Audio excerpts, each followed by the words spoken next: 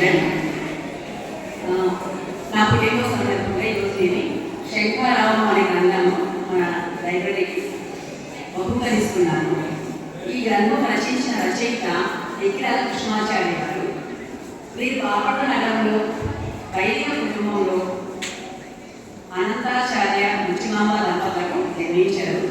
శ్రీకృష్ణుడు మనకు అందించిన భగవద్గీత గ్రంథములకు అద్భుతమైన వ్యాఖ్యానమే ఈ గ్రంథము.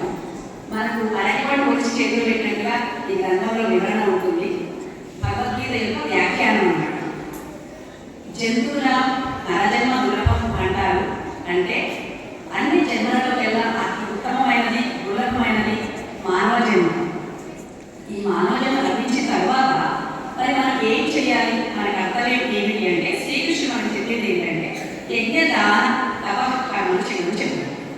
యజ్ఞము అనగానే సామాన్య మానవులందరికీ మనందరికీ ఉండేటువంటి అభిప్రాయం ఏంటంటే యజ్ఞగుండం ఏర్పాటు చేసి సమిధలతో నెయ్యి ధారాపాతంగా సమర్పించడం అని మన అభిప్రాయం. పొరపాటు అన్నమాట. యజ్ఞము అంటే కేవలం మనకు మాత్రమే కాకుండా మనం ఏమి ఆశించకుండా ఇతరుల కోసం ఏదైనా ఒక పని చేయడం, 10 మందికి పనికొచ్చే మంచి పని చేయడమే యజ్ఞము అంటారు. అలాగే దానం. దానం అంటే మన దగ్గర ఉన్నదాన్ని లేని వాళ్ళకి ఇవ్వడం కదా. ఇచ్చేటప్పుడు మనకు ఉండేటువంటి భావం ఎలాంటిది ఉండాలనేది కూడా ఈ గ్రంథంలో చెప్పబడుతుంది. మనం ఇచ్చేటప్పుడు నేను ఇస్తున్నాను అనే గర్వం కొంచెం మనకు ఉండదు. తీసుకునే వాళ్ళ పట్ల చులకన భావం ఉంటుంది. అలా ఇచ్చినట్లయితే ఆ దానకు వ్యతిరేకమైన ఫలితం ఉంటుంది, ఉత్తమ ఫలితం ఉండదు అని చెప్పి ఈ గ్రంథంలో వివరిస్తారు. అలాగే తపస్సు.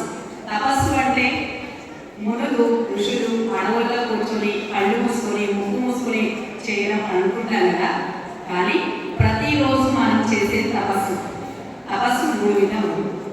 ఒకటి శారీరకమైన తపస్సు, రెండవది వాచికమైన తపస్సు, మూడవది మానసికమైన తపస్సు. శారీరకమైన తపస్సు అంటే పెద్దలను, దేవతలను, పూజ్యులను, తల్లిదండ్రులను, గురువులను గౌరవించడం, పూజించడం, ఈ శరీరమును మంచి పనులలో వినియోగించడం.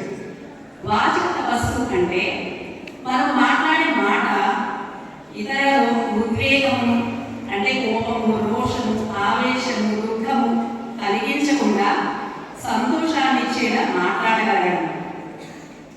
దీన్ని వాచికమైన తపస్సు అంటారు. అంటే మంచి గ్రంథములు మనం చదువుకోవడము, తెలియచెప్పడం, ఇతరులకు తెలియచెప్పడం వాచిక తపస్సు. మూడవది మానసికమైన తపస్సు.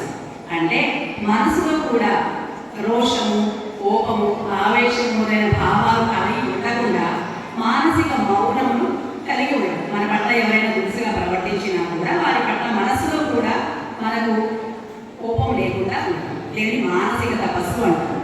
ఇలా చక్కగా వివరించిన గ్రంథము ప్రతి ఒక్కరూ ఈ గ్రంథం చదవలసిందిగా ప్రార్థన. ధన్యవాదాలు. నాకు ఈ అవకాశం ఇచ్చినందుకు ధన్యవాదాలు. కృతజ్ఞతలు.